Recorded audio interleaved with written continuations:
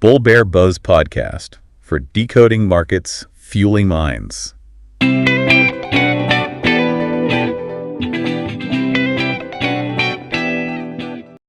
know how sometimes a startup just bursts onto the scene? BluSmart felt like that for a bit, didn't it? India's first all-electric ride-hailing service. Big promises. Absolutely. A real buzz around them. But lately, the headlines have been, well, different. Suddenly, they're pulling out of Dubai. Employees apparently aren't getting paid on time, and there's this whole messy situation linking them to another company, Gensol Engineering. It's definitely taken a turn. It really has. We've been looking at reports mainly from the Morning Context and A&I, and they paint a picture of serious turbulence after flying high for a while.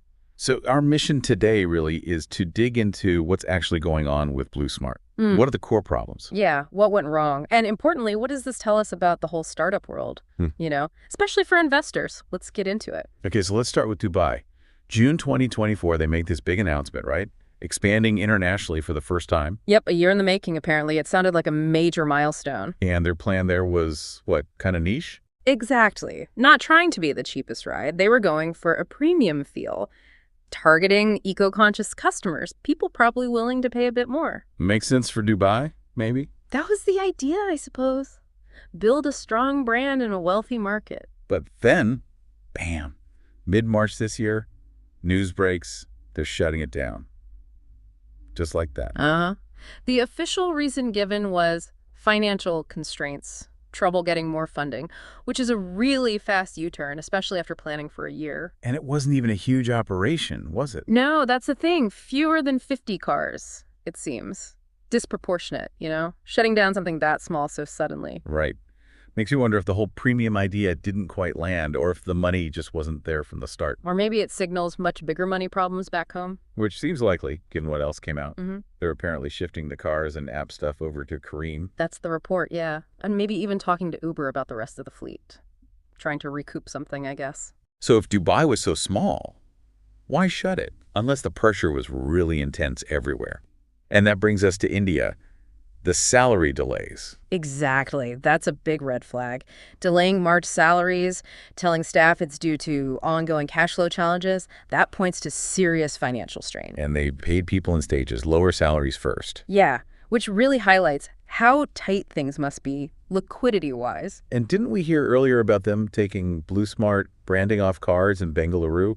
Maybe to run them on Uber's platform? Yes, that fits the pattern, doesn't it? Trying to find ways to generate cash or cut costs. Then there was the leadership exodus in March. Yeah. CEO, CBO, CTO, VP of experience, all gone. Wow, yeah, that's never a good sign. Usually points to some pretty deep issues internally when the top team leaves like that. And it's hitting customers too, it seems. Oh, definitely. The reports list all sorts of complaints. Broken air conditioning, dirty cars, really long waits, like over an hour sometimes, even for scheduled rides. Yikes. Not exactly premium.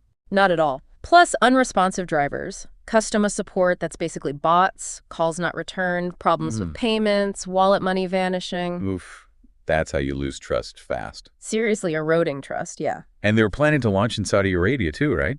That's presumably off the table now. Seems completely stalled, yes. It really feels like one thing after another. And then there's this Gensol engineering connection. That seems crucial. It really does. BluSmart and Gensol share the same main promoters, Anmol Singh Jaggi and Puneet Singh Jaggi. And Gensol, well, they've hit major problems recently. How so? Their credit ratings got downgraded, like seriously downgraded care ratings, and ICRA put them in the default category. Default. That's bad. Very bad, and the market reacted instantly. Gensol's stock price just plummeted, over 50% down in 2 weeks, over 70% since March. So investors lost confidence big time. Completely. And it's not just shared bosses. There was a deal for Gensol to sell a bunch of cars, like nearly 3,000 to another company, Reflex Industries. That apparently fell through. Plus reports of layoffs at Gensol. And now there's talk of a SEBI probe into Gensol too. So naturally, everyone's asking how intertwined these two companies really are financially. And SEBI, the regulator, they did step in, didn't they, with some quite serious findings about Gensol and the promoters. They did, an interim order. And the core allegation is pretty stark. Misappropriation of loan funds, money meant specifically for buying EVs. How much money are we talking about? A lot. Gensol got loans totaling, let's see, 977.75 crore from IRETA and PFC, big government finance bodies. Okay. And out of that, 663.89 crore was earmarked specifically set aside to buy 6,400 EVs that Gensol would then lease to BluSmart. That was the plan. That's not what happened. According to SEBI, no. They found that only 4,704 EVs were actually bought, costing around 567.73 crore. So there's a gap, a big gap. A very big gap, over 262 crore unaccounted for based on those initial findings. And SEBI thinks they know where it went. Well, the interim order suggests a trail. Funds allegedly moved from Gensol to the EV supplier Go Auto and then to entities linked to the promoters themselves. Like what kind of entities? Including, reportedly, buying a luxury apartment, a very fancy one in Gurgaon, DLF's the Camellias. Wow. Using loan money meant for electric cars to buy a luxury flat. That's the allegation. And not just that. The order mentions other things, too, like a high-end golf set, paying off personal credit card bills. So blurring the lines between company money and personal money. Massively. Severely compromised is how you might put it. Yeah. So what has SEBI done about this? They've taken pretty strong initial action. The Jaggi brothers are barred from being directors at Gensol. They can't trade securities either. Okay. SEBI also stopped Gensol's planned stock split and ordered a forensic audit, a really deep dive into the books. A forensic audit? That sounds serious. It is. They want to trace exactly where all the money went. And there's another finding. Gensol apparently gave false documents to the credit rating agencies, claiming they were servicing their debt properly, even when they had actually defaulted on loan payments multiple times, misleading investors and lenders. That's quite something. And what about the promoters' own shares in Gensol? That's another interesting point. Their stake has dropped significantly. It was over 70% back in FY20. Now it's down to 35% as of March this year. So they've been selling off shares. It certainly raises that question, doesn't it? Especially given the timing alongside the company's troubles. What are people, experts saying about all this? Well, we saw comments from S. Ravi, who used to chair the Bombay Stock Exchange. He's quite concerned about the damage to investor trust, not just for BluSmart or Gensol, but potentially for the whole Indian startup scene. He thinks investors might get hesitant, worried about personal gain, taking priority over building real businesses. Did he say anything specific about BluSmart? He described BluSmart as a very well-built brand, but said it was, quote, demolished for personal gains. Pretty strong words. Very strong. Yeah. And he pointed to these allegations, insider trading, mismanagement, fund diversion, as the key trigger points.